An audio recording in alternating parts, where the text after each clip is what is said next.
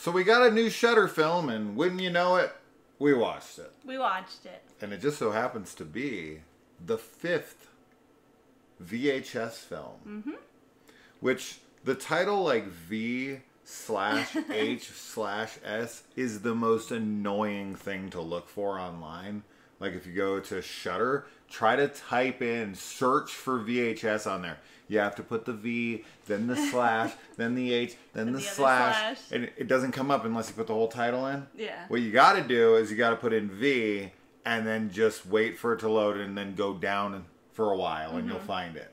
Eventually. It's so annoying. Anyways, same thing with IMDb. It does not come. You have to put in V and then it's like it's so annoying.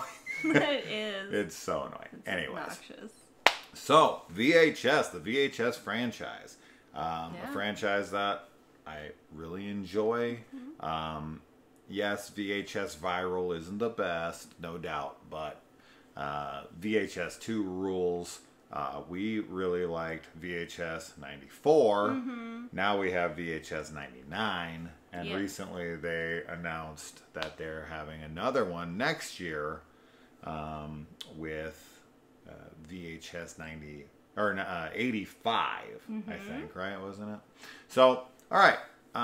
This one has 5 segments and one sort of wraparound. It's really just kind of like an intermission of a guy making stop motion animation with his like little army men. So we'll talk really quick about our spoiler-free thoughts, and then we'll just talk about the segments individually. Overall, I had a really good time with this. You know, with the VHS franchise, it's typically a mixed bag, and that's no different here. I definitely loved one. I really liked a couple. I was kind of like, I don't know, whatever about one, and then one I was like, what the hell? I will say this.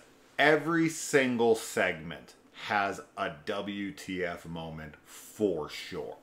Yes. Yeah, absolutely. You're going to say... What the... Right out loud. What the bleep? What the bleep? Yeah. Yeah, we never cuss on this channel. This is a family-friendly channel. Right? Yeah. Sure. But yeah, that's for sure. There's not a segment here that I wasn't like, what? Yeah. Well, what do you think? I'm with you completely. I had a really fun time watching it. I typically do, you know, all these VHS movies. I really enjoy. I, of course, love the found footage angle. But with this one, yeah, there's one segment in particular that I was very confused by. And was just kind of all over the place. But it wasn't bad. Like, it still had some interesting parts to it that I kind of liked, but I was just like, what is happening? This segment is called Aussies Dungeon. Yeah. And, yeah, I really enjoyed one in particular, and there was a couple others that I thought were cool. So, I mean, like, overall, I didn't hate any of them, you know? Like, I just think that it was a good watch, and I definitely would recommend it if you like any of the other VHS movies. So this movie definitely saves the best for last. Yes.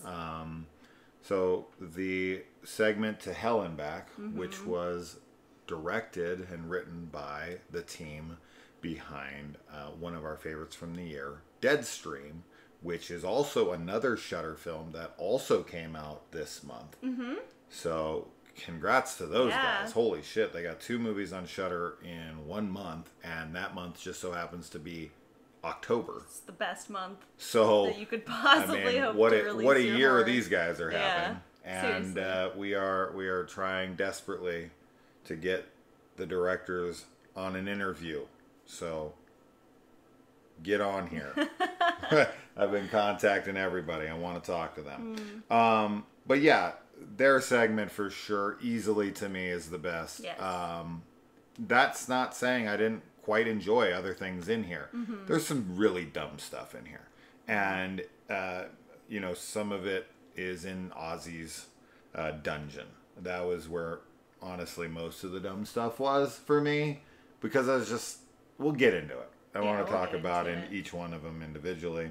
But we have Joseph Winter and Vanessa Winter, who directed, as we'd said, Deadstream, which we loved, and There to Hell and Back was great as well, and our favorite. It was awesome. Johannes Roberts, who directed 47 Meters Down 1 and 2, and also Strangers Pray at Night.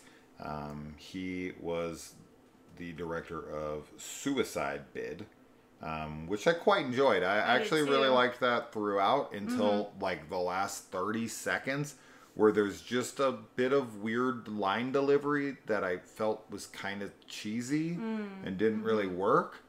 But it still was a cool ending anyway. So overall, I was a pretty big fan of it. Yeah, me too. Tyler McIntyre directed The Gawkers, and I know him from Tragedy Girls as well as Patchwork.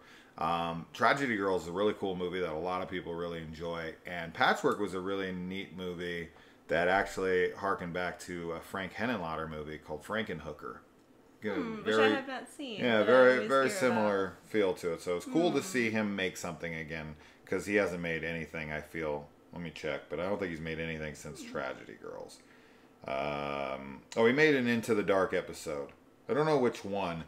Also, the other person who did the segment Shredding about the band, she also did an Into the Dark episode as well.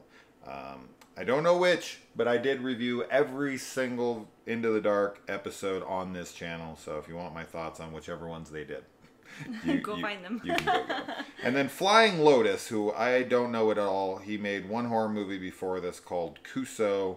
I never saw. So I don't know anything about his career. But those are the directors of these segments. And if you're a VHS, franchise fan, you're going to watch this anyways. You don't need our review. And that's why we're going to talk spoilers. But overall, really enjoyed some of it. It's kind of whatever on some of it. I didn't like some of it. It's a mixed bag. But overall, I liked it enough that I definitely recommend it for found footage anthology fans. Yes. That like retro 90s feel, if you want it. I think that is something that is captured very well in several of these segments that like really kind of focus on the 90s, it felt to me. Yeah, there is one segment, and I want to say it's the first segment. I want to say it's Shredding, where at first the footage was like widescreen and super clear. There's like one one bit of a shot that is and like I was that. like, what the hell? But then this they is VHS. dirty it up again, so I don't know why that's there. But it was like full HD, and I was like, but it's such a That's small. so weird. Yeah, it's just like a quick little shot, and then the rest is all gritty and yeah. Okay, so let's start spoilers from here on. Let's talk about the segments in order. So Shredding, we've got a band who was trampled to death, and they were called like Pussy. God, it was like Pussy Bitch Cat. Oh, Bitch Cat. Right? No. Or Cat Bitch. What was it? Oh no, I liked it. Bitch Cat. Cat Pussy Was it Cat. not Bitch No, Cat. Oh, Bat. Maybe. Doesn't matter. Oh man, I liked it though. That sucks that I forgot because I liked their band name. Why did I think it was Pussy in the title? I don't know. Cat, maybe? Okay. It's Bitch Cat. Bitch Cat, sure. Anyway, so they end up dying, and there's this new band who knows about the incident, and they go to the place where they were killed.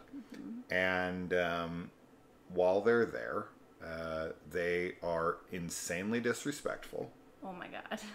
So disrespectful. One of them, the drummer, is like superstitious / like religious. And maybe just not an asshole. And yeah, not an asshole. Right?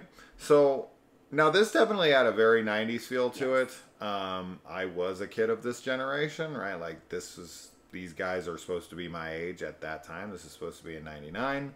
In 99, I was 17. So, and they're supposed to be about that age. So, yeah, I mean, they're skaters and all. The way they're filming their videos, I have a video just like that of me. And it was cool to see clips of Ryan Dunn from CKY videos in here, which was something I was watching religiously at the time. So it was absolutely taking me back, my skate videos and all that stuff. So there was a bit of nostalgia there for me, for sure. And these were definitely like the kinds of chicks and people I would have been hanging out with at that time. So very, very, nostalgic for me. And I can connect to it easy. But yeah, so they take in some like blow up dolls that they fill with like jelly. Yeah, whatever. Yeah. And they're like, oh, let's see how easy it would be or how hard it would be to like trample these girls and like start smashing their bodies and like fucking their corpses and like, the blow up doll versions of their corpses. And I'm just like, literally on the spot where they died. Yes. And you're like, dude. They're just being shitheads to be offensive. Like, I mean, I get it, but damn. Goal. Damn. But yeah, it's. I have a dark sense of humor, but damn. But that's not even like funny. It's really just dumb. Which I definitely think is like kind of the point of the segment, is that they're just kind of these asshole, disrespectful kids. But I actually really like the way that so after they do that, the band members that died from bitch cat bitch come back, and they're like these zombies. Yeah, the makeup looks fantastic. So cool. Was it this segment that you said it was like Return of the Living Dead kind of? No, that was Suicide Bid. Oh, this actually kind of reminded me of it too, though. But I think it was mostly because they were like punk rock chicks, and they were, But I really like the makeup. Yeah, they looked super cool, and I especially actually really liked the ending of this segment. Which was, they go and kill all of these asshole kids that are there, including the one that was trying to, that tried to leave early and was more respectful than the others. He dies as well, because you're guilty by association. But they like puppet their corpses and make them play. They like tear them apart and then like piece them back together like a jigsaw puzzle, and then they're like recreating their band through them and playing their dead bodies, and their dead bodies are like animated. I thought all that stuff was awesome. Me too. It was actually pretty creepy too. Yeah. Like this one, after that HD shot in the beginning, like it really looked like a VHS, and I was just kind of thinking, like, it would be scary to find, like, a random VHS tape, which is sort of the point, right, with all of the VHS movies, but just in particular, the band members all pieced together and, like, dancing and stuff. Like, it was pretty creepy, so I definitely liked that a ton. Oh, shit.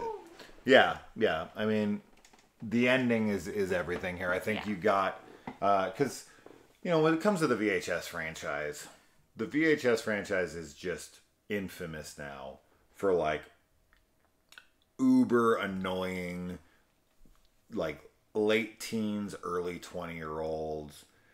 You just want to smash their faces, right? Whether it's the dudes that are tearing chicks' tits out of their tops and filming it, or the guys from I think is it One Night Stand, or it's David Bruckner's one where the siren comes into it. They made a full feature film out of it with the "I like you, girl." Those guys are assholes. Oh, man. You've got these characters throughout this franchise. The skateboarding kids from VHS Viral. You've got a whole mess of these. Even the kids in the alien abduction home invasion segment in the first one. Or no, that's the second one. That doesn't matter. They all kind of bleed together for me. But yeah, it's just a staple of this franchise at this point. Like, I expect the teenagers or the early 20-year-olds to be obnoxious as hell. Yeah. And a lot of teens are. So it's kind of true to life in a lot of ways. And then you got like the kids in the 10, 31, 84 to 88 or whatever from the Radio Silence segments. with the guys who go to the Halloween party, and then they're sacrificing the girl upstairs, and they take her out and get hit on the train tracks and all that. They're actually nice guys. They're kind of annoying to each other at first, but they're just kind of being dicky friends. But then like they actually care and like want to help this girl. So they're not all terrible people. But it's just, I don't know, it's just become a staple. Yeah, it's right? a theme for sure. Yes.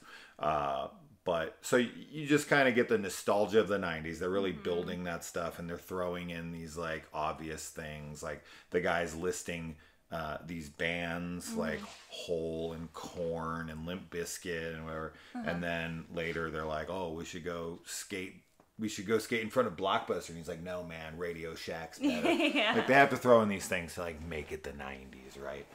So that dialogue's a little on the nose, you know, just to make it feel like the 90s. But yeah, ultimately the ending with the dead band is really rad. So it takes a little bit to get there, but I think the climax definitely pays off. I agree. Yeah. Super cool segment. And then next, I think, is Suicide Bid. Right? That was the second one? Suicide Bid was the next one. Suicide Bid was a tough one to watch, man. It's like, you know, it's bullying, and it's just, these are always tough. It reminded me of a few different things. Of course, we've gotten 1,000 bully movies. We've gotten 1,000, you know, kids who are pledging to a sorority or to a fraternity, and they get hazed to the point of either death or really bad trauma. You know, it had flavors of House on Sorority Row. It had stuff going on like that. So, but yeah, this girl is like really, really wanting to be part of this, and she's talking to the camera a bunch, which, you know, these are short segments, so they don't have a lot of time to flesh out character development and you know, their pasts and everything. So I don't really know exactly what's going on. I feel like she's talking to her friend, but maybe even like her mom or herself or something. You're talking about later on in the segment. When she's filming herself in the coffin, but even before that, when she's like recording the video when she goes to start, and she's like kind of trying to psych herself into it. Yeah. I don't know. I don't know what to take. What did you take from it? I think the video in the beginning is her like video that she's submitting. Yeah, that she's submitting to the sorority, right? And she's only pledging one sorority as a suicide bid. But when she is filming herself later on in the segment, I don't know who she's talking to. I think it is kind of just a mix of all those things. Like, it could be her mom. I think it ends up being her friend, obviously, that she's talking to. And it's like, you were my only friend. Yeah. But it is sort of like a mix of maybe a bunch of different figures in her life. Maybe she was talking to herself. What was her name? Like, she said a name. Maybe it was her own. I don't know. I'm not going to know either. It just happened so fast. It was fast. Yeah, and, I'd have to rewatch it. Yeah. But, like you said, it was just a tough watch. Like, I hate seeing bullying, and especially, like, it's just awful when you have the person that, like, wants to be included and, like, wants friendship or whatever, and people are taking advantage of that desire, and it's just really gross. And it's always, like, you know, these girls are super attractive. They're these, like, typical sorority, like, hotties, but it makes it, like, for some reason even more angering to me to see, like, attractive people being mean to others, because it's like they think that they're better because of their looks, and it just, that's a whole thing. But I you know, it's funny because lately when we've watched movies or shows that have had these claustrophobic scenes in them, I've really kind of started to get into my head about it, like how I know that, like, it's not uncommon, you know, anybody will become claustrophobic, like, if you put them in a small enough space for long enough, right? Like, that's just gonna happen to you. But for some reason, it's kind of started to become this thing with me where I'm a little, like, it's like it hits harder than it used to. So I don't know what that is, but I really I liked her performance. I thought that she did a great job, and I was just it's that kind of situation where you're like, oh my god, like I can't believe this is happening. Like these girls are really gonna get her to go down, lay in a coffin, and then leave her for hours, you know. Yeah. And of course it floods and everything. So my favorite shot by far was when the coffin started to break and there's this like glass window and she sees Guillotine. Oh yeah. Which is the weirdest name One of I the have weirdest ever names heard. Ever. Yeah. Guillotine? I like- don't even know. It's like a version of guillotine. Yeah. We thought she was saying guilty Yeah. at first, and But then we kept listening, and then we saw in the credits, and we're like, guillotine? So weird. The hell is that? But just, you know, the shot of that zombie lady on top of the coffin, like, Yeah. oh my god, like, what would you do? What, you would just die. I would just die. I would just turn my body function off and just, like, leave my body. You would offer up your soul so that you could get revenge. That's what she does. And that's great. I'm glad that she does that because we all love a good revenge tale. Yeah. I mean, as far as these girls' looks, I actually thought that the girl in the coffin was the best looking one of them all. So, I mean, maybe they should have, let her in. I mean, I did too, but it's one of those things where, like personality, right? That always kind of plays into, and she was definitely portrayed as the sweeter of all of them. Well, so she's insecure, right? Yeah. She doesn't have any confidence in herself, so that's why. Mm-hmm. Yeah, I mean, Johannes Roberts directed 47 Meters Down, so he knows how to use confined spaces to make things feel tight and claustrophobic. So that's on full display here. The way this is shot inside the coffin and out gives good perspective and makes you feel like you're in there with her. The girls who are outside are absolute monsters. Yes. I mean, just monsters. It was great to see them actually use a dead ringer, which I feel like, I don't know if I've ever seen in a film before. So that was cool. The idea to have the glass cross on the coffin so she could like see the dirt coming on her and then see the monster, with that little bit of separation, that little bit of protection, but you know that it's not going to last. So it gives her a glimpse of what's outside is really smart. Because obviously if it was just a box and someone was pounding on the top, it wouldn't be till she broke through, but it gives them that opportunity to come face to face with it without coming completely face to face with it. Right. So I really liked that a lot. And I thought that it added to the scene tremendously. So really, really smart idea to put that glass separation between them so she could get a look at them first. And also,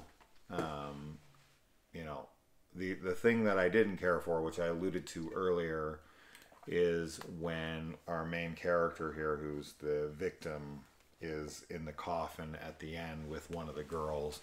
She kind of gives a really quick, like, explanation of, like, Guillotine wanted this, so I did this. And it's like she tries to deliver it, and the way it's shot and her makeup and everything, it just felt like that was really poor. It actually really took me out of the moment. I was like, ooh, I didn't like how that was delivered at all. But then to see all the other girls, like, screaming and everything was fine. So it's literally like a 10-second scene in a 20-minute segment that I really enjoyed otherwise. So it's such like a whatever. It's like, okay, whatever, I don't care. So it's not much of a negative. It really did take me out of the moment when it was happening. But I did like the story. Man, to just be in a coffin like that and them putting spiders in there with her. Yeah. And, laughing as she's like ringing the bell and wanting out, and then they run off and the cops get there and whatever. Just awful. I mean, what is wrong with you? It's one of those things where it's like I can't even imagine somebody doing that. Yeah. Because it's so mean-spirited and not at all funny in any way. If someone's like, I'm not going to be your friend, or we can't be cool unless you do this horrendous thing to yourself, They're not your not friend. your friend, and they're not worth it. No, they'll never be your friend. No. That's not friends. Okay, so that's just crazy to me that anybody would ever put themselves through shit like that for any reason. Moving on. Okay, so next up we have the Aussies dungeon sequence, which here's what's interesting. Okay, when it came to the Aussies dungeon sequence, I feel like there's one major mistake to it that had it not been like that, this segment would have actually worked. But the reason that it didn't work for me is because of how the events of this Double Dare wannabe Aussies dungeon play, game show that they're supposedly on. And, they're in this competition. If you guys grew up in the 90s like I did, Double Dare, this is very Double Dare, where you slide down the tongue and the mouth and you dig through the freaking nostrils and all that. It's ripped straight out of that. It kind of almost has a Legends of the Hidden Temple feel to it as well, but whatever, it doesn't matter. So, number one, they're like talking later in it about how impossible the course is. The course is like uber simplistic. Like, this is for children. Yeah. Anybody could do it. So I don't understand that part at all, but whatever. It's the fact that she's on a game show. So the way I thought this was going to play out, and I was like, oh, this could be really fun. The kids are going down the slide together, right? They're inside in the small intestines. They're going to come out the anus and whatever. She comes out, and the kid's behind her, and he's trying to get the lead. So he pushes past her, and he breaks her leg. Not only breaks it, but he rips it open, which is, oh my God. There's no way he could do that. But whatever. He rips her leg almost completely off. And then the announcer's like being a dick about it and is like, ugh. And like they're holding the mom back. I don't know why the brother and the father are holding the mother back. Wouldn't it be security? I don't understand that at all. So what I thought was going to happen in this scene is I thought that this was just going to be some like reality adjacent world where the game show is like every man for themselves. The last man standing wins. That these kids were gonna beat the shit out of each other. He was gonna break her leg. She was gonna rip his arm off. Like, I thought this was gonna get like super wild, and I was gonna be like, oh, this is gonna be nuts, and they're gonna be sending kids pitted against each other, battle royale style, and killing one another for this prize.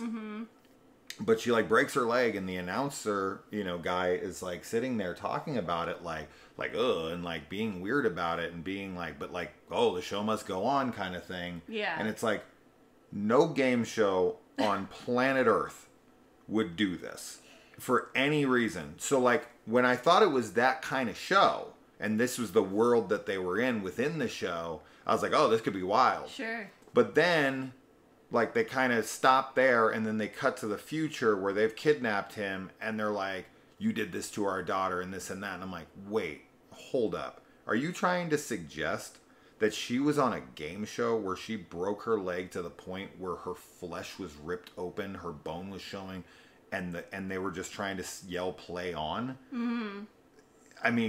Dude. No. Yeah, no. So this completely took me out of the moment. And then when she shows her leg, this like, I don't understand gangrene infected. It looked like it has, when you get frostbite and your leg and your toes turn black and like your foot. Flesh is like rotting off. Her flesh, her entire leg from here down was like black, gray, white, flaky. Yeah. There's no way she'd be alive with a leg that infected. And I'm just like, what? I know. What world is this that they're in where this is a game show and that's an injury that someone could actually survive without ever getting treatment for it, and the show wouldn't take care of it? Like, that was the kind of stuff I was just like, what is happening here? I totally thought the same thing. I thought that they were going to start, like, killing each other super brutally, and I was like, oh, okay, because it was already kind of... darkly comedic? Yes, very weird. The host was, like mean to people. Sure. And it was weird. And I was like, okay, I'm here for that. But then once that cuts, I still think it is reality adjacent because of what happens in there. And I also think that okay, I don't have an explanation for why her leg gets that bad, but the family is supposed to be poor because she says that they drive all the way down from Detroit, and the host makes fun of them for not being able to afford a plane ticket. So I do think that for some reason the show did not pay for her medical expenses because she signed a waiver, which is what he tries to say, and they just have no money to fix it, to take her to the doctor, so it just rots away, I guess, and gets super infected. And that's my only reasoning behind how that could work. But where things go, the mom is so scary in this, and it's weird because it's I didn't like her. No. Even though she was sort of trying to be righteous and I'm gonna avenge my daughter because she was supposed to become this famous person and save us all.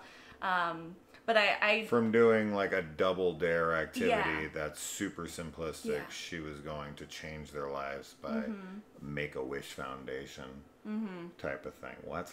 Okay. Yeah, I don't know, but I the obstacle course needed to be a little more extreme. Yes. Absolutely. I like what ends up happening in the end, even though I was so wait, what? That's a real thing? Because they kidnap the guy, they kidnap the host, and then make him run through the obstacle course, and it's disgusting, but it's super simplistic. They basically just put poop everywhere, and they're trying to feed him, throw rotten meat at his face, and she's got acid that she's gonna splash on him, and then he talks his way out of dying, and it's I can take you to I can make your wish come true. I can take you to Aussie. And I'm what is he talking about? And then when they go to the studio and there's two guys outside with machine guns that aren't even looking at them. That's what's weird too. They're supposed to be the guards, and they just drive up, and they're they don't even notice the people in the car. And I'm okay, sick guards, all right. But then when they get into the studio around the back entrance, and the freaking buff Conan Barbarian lady. So this chick's Conan the Barbarian if Conan the Barbarian was more masculine. I was really where are we going? Because they open up these gates to this dungeon lair. It's for Aussie, I don't know. So that vagina stomach. I had no idea what I was looking at for 20 seconds whenever they showed Aussie on the bed. I seriously could not get my eyes to focus and figure out what I was staring at. Yeah. Which is not great to me because I wasn't it wasn't even that I was overwhelmed with what was happening. It just, I don't know, I feel the scene was just really weird. But, Aussie's this obese woman with a split open stomach in which the real Aussie, which is some demon, comes out of. Some Quado from Total Recall. Yeah. Comes out of his body. Yeah. And the wish that the girl had apparently was to kill her parents, which I liked. I actually liked that's what she wanted. Maybe kill my parents and fix my leg. But yeah, maybe you could throw that in there too. So weird. It was it was just all over the place. Yeah. But there's parts that I kind of like. I like the weird reality adjacent feel to the show in the beginning, and I like the ending. I like the bizarreness there. Yeah. But the middle part, it's just, I don't know. Yeah, the mom making him run the gauntlet and all that stuff. Yeah. I don't know. It was whatever about that, but I did really like how just absolutely insane the ending was. Yes. That was one of the biggest, WTF moments for sure. Yeah. Anyway, moving on to the Gawkers. The Gawkers. With kids who don't seem to understand privacy and what is okay. What was interesting about this, I don't think I've ever seen either Medusa herself or a Medusa-like creature. Like, is Medusa Medusa, or is Medusa something that is like a species of monster? I thought Medusas were like a species of monster. Okay, so there's more than one Medusa. So Medusa is the name of the species? I thought that was the name of the woman who had this thing. I don't know. It doesn't matter. But I've never seen a Medusa figure. I shouldn't say never, but I've rarely ever seen a Medusa used in a horror movie. And I think that's cool. You know, obviously we see her in like Clash of the Titans or something, but like in horror, she's terrifying, right? Totally. She's this chick who, you know, you look at her and you die. I mean, you know, pretty much immediately. In this one, it takes a little while for you to turn to stone. But yeah, I mean, so they got this, you know, super hot next door neighbor chick that they're like obsessing over, these young kids who, you know, are filming her outside the window right and left, and you know, they talk the younger brother into going over to her house and installing spyware on her computer to hack through her webcam, which a lot of this seems a little far-fetched for 99, but whatever. So they do this, and you know, it all seems like it's going great, right? They're seeing her naked body, everything's wonderful. And then she rips her hair off. Yeah. And snakes start coming out of her head. Yeah, I quite liked the look of Medusa when she was full on Medusa. Me too. And you know, she comes over there and she starts ripping these guys apart and turning them to stone. I mean, earlier when she just had her titties out, she was turning parts of them to stone. But then when she took and revealed the rest of their bodies. The rest of their bodies, you know, matched what was in their pants. Yeah, I really liked this segment. I like, so the boys are like total shitheads, but they felt so genuine to me. Like they felt like real friends, and you know, like I definitely, like we were talking during the segment where I'm like, I get it that they're like wanting to stare at their neighbor because she's outside like washing her car in like little tiny shorts and stuff. But the filming part, I was like, that's where it gets really like, like that's not cool at all. So I like that there's, I mean, okay, this is a situation where those kids don't deserve to die, but I like that she's like getting revenge and like punishing them for being, what's that word? Voyeurs? Yeah. I was going to say voyeuristic. You know, and it's like, I don't know, I was into that. The female gaze turns men to stone. I don't know. I don't really have a whole lot to say about the segment. I just thought it was well constructed, and it was like short and sweet and to the point, and I like the effects and everything. So I just enjoyed it. Yeah, I mean, it very much felt true to teenagers in the 90s. Yeah. Yeah. So that's really it. I mean, it's cool though. I liked it. So yeah, I mean, I liked something from everything. Yeah, right? Me too. There's no segment I'm like, oh god, that one was terrible. Yeah. It's just, I mean, Aussies Dungeon is definitely my least favorite for sure. But there was things in it that I enjoyed, mostly because I was like, what it was happening? It was that was the big thing. Yeah. So moving on to the final segment here, which is To Hell and Back. Yeah. Which is literally guys going to hell and back. So they're part of this like cult that is you know, trying to transfer their vessel like over to a vessel. They're not a part of it. I thought they were just filming it. Well, whatever.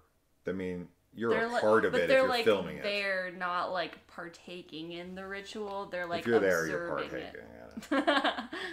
This is like the documentary crew in What We Do in the Shadows. You know, they're interviewing them as they're killing people. You're complicit. You're part of the freaking cult.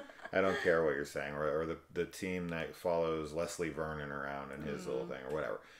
You're complicit. You're watching these people kill people or practice. Now, you know, in their defense, this is not like they're killing somebody or whatever. No. Like, this girl is offering herself as a vessel. Now, if they like pull out a knife and they're going to sacrifice her, then yes, you're in on it. But if they're just like doing some hoodoo voodoo shit and you're not a believer, yeah, and you're like just watching it, like, I'm going to film this stuff, you know, to document how insane people are. Because there's devil worshippers and there's people who, you know, think that they can summon spirits or demons or transfer this or that. And if, you know, yeah, I'd film that. I'd be like, okay, let's see how insane you are. Yeah. Although in this case, they're not so insane, and they're able to connect with hell, and these guys are taken there. And while they're in hell, you just get so many wild moments. Oh man! Throughout, and the main guy is the director, along with his partner, sister, wife. We don't know what that is. But while they're down there, he's down there with his best friend, and their chemistry's great. A lot of funny lines, as one would expect from this duo, because, you know, he's fantastic in Deadstream. Yes. And then yeah, we're going through hell. There's some creatures down there. This, like, I don't even know what to call it or what to even describe it as, but it has like these little T-Rex arms. Oh my god, I like lost my mind when I saw that thing. I don't know what it is. Tiny T-Rex arms and like a human woman's head and like a caterpillar looking type body. There's something like I really, really like the effects and the creatures that this team can come up with, because they're just, it looks great. You know, like the practical effects are super cool and unique. And I also feel like they do, like, there was a jump scare in the beginning of the segment that really freaked me out. And there was a bunch in Deadstream that also got me. So I think that they have that eye, and I really appreciate that. But yeah, the weird denizens of hell, it was so cool to see. And I like the simplicity and like emptiness of the landscape. Like, it's just rocky, like barren, you know, land. Yeah. Mabel, yeah. You get this really cool shot of like lightning. And it, like, you know, it lights up the background, and you got this like enormous like devil type character that's looking over the landscape. That was super cool. And there's another demon that's a very like typical devil looking one. You mean the one with no butthole? Oh, no butthole, but its booty is right there. Yeah. But yeah, it looks like a really like a standard fare demon. But then, like, so that's like the first, I think that might be the first one that you see, but then everything after that, you're like, what is that? What's going on? The thing that, because what's funny is that Mabel, who's wonderful, by the way. So good. Oh my gosh. She's also the girl in Deadstream.